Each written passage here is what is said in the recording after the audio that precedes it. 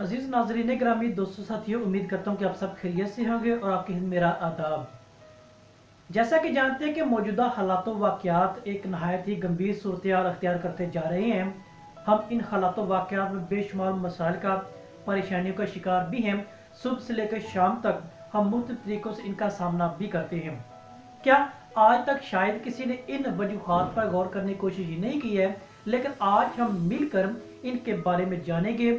इन वजूहात को थोड़ा सा जानने की, पहचानने की कोशिश भी करेंगे। आखिर इनकी वजूहात वो कौन सी हैं कि ये जो आलम बर्पा हो चुका है ये क्यों है, यानी हम आज इन पर बात करेंगे।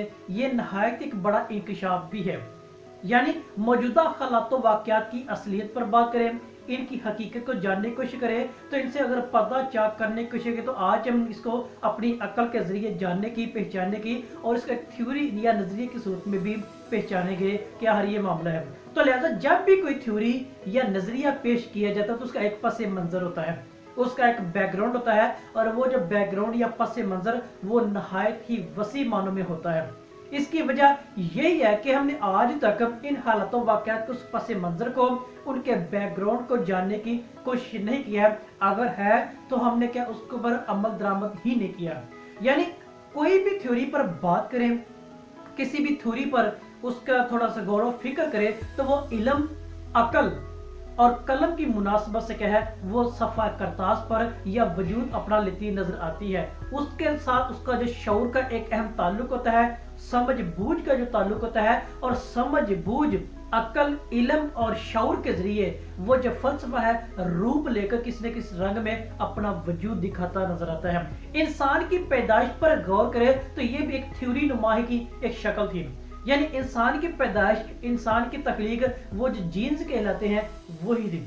उन्होंने क्या किया, एक रूप लिया, एक शक्ल ली, एक हियत ली, शुबाहत ली, और उसको एक लेकर इंसानी वजूद की तख्लीक, उसकी पैदाइश और पैदाइश से आगे उसकी नस्ल दर नस्ल चलने के सबब और जरिया भी बना था। ये नस्ल दर नस्ल और जिंदगी की तख्लीक आगाज़े कायनात से लेकर अब तक हर रंग में वो क्या वो चलती चली जा रही है, और इस थ्योरी ने अपना एक असर भी दिखाया है। अब इस असर को देखें तो वो असर कौन सा है जो आज मेरे मुल्क, मेरी रियासत, मेरे मुआशरे के अंदर एक नहायत ही बुरी सूरत अख्तियार कर चुकी है।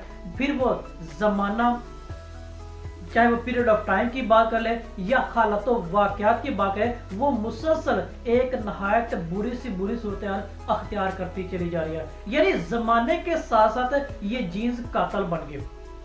यानी कातल जीन्स की बात करें तो वो कातल जीन्स कब बने, जब इब्तदाए कायनात का मुतालिया करते हैं, जब हराम का लुकमा उसने इसका असर अंदाज होकर जीन्स को क्या वो तोड़ फोड़ का शिकार बना दिया, तब ये जो जीन्स से कातल और मकतूल का दर्जा हासिल कर बैठे। यानी काइन और हाबिल का मुतालिया करें तो वहां से लेकर अब तक ये कातल और मकतूल का जो लक़ब है अपने साथ लिए मुसलसल जिंदगी की शब गुजारते चले जाते हैं। फिर आज काइन और हाबिल हमारे मुआशरे के अंदर इस वक्त ज्यादा हो चुके हैं।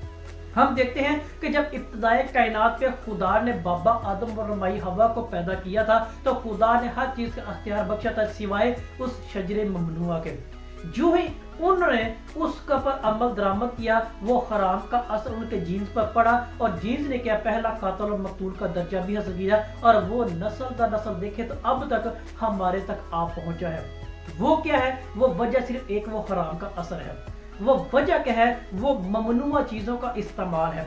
वो एक ही असर है जो खुदा ने जिन चीजों से मना किया हुआ है उनका जा बजा इस्तेमाल करना और बेतरतीब इस्तेमाल करना, जो खुदा के अहकामात की हुक्म अदुली की सूरत में है। आज इसी का असर देखें तो पाकिस्तान इस वक्त ईमानदारी में 160वें नंबर पर जा चुका है, जबकि हज करने में पहले नंबर पर मौजूद है। इंसाफ की कैटेगरी को देखें तो इंसाफ की जो इकसाम है दुनिया के अंदर उनको 130 हिस्सों में ये इकसाम में डिवाइड किया गया है, तकसीम किया गया है, और पाकिस्तान उनमें 128वें नंबर पे है। इसका असर सिर्फ यही है, मिलावट में देखे, धोखे में देखे, फ्रेम में देखे, किसी का हक मारने में देखे, हराम खाने में देखे, हर लिहाज से देखे उन जीन्स का असर हमारी आने वाली नस्लों पर वो मुंतकिल होता चला जा रहा है। और आज का ये बहुत बड़ा अलमिया है कि आज के लोग कहते हैं जी आज की नस्ल खराब हो चुकी है। नस्ल खराब करने में सबसे बड़ा हमारे आबाओ अजदाद का, जिसने वो हराम का लुकमा खाया और यहाँ तक पहुँचाने में अपना किरदार वो अदा किया था। ये वो कातल जीन्स है। ये बहुत बड़ा इंकशाफ है जो मौजूदा हालात वाक़यात की असलियत है और हकीकत से पर्दा चाक करते हैं। ये वो हकीकी थ्योरी है जिसने एक वजूद, इल्म, अकल, शऊर और समझ से अपना आप लेकर इस दुनिया के अंदर आ गया था और नस्ल दर नस्ल चलता चला जा रहा है। ये जमाने के साथ साथ जीन्स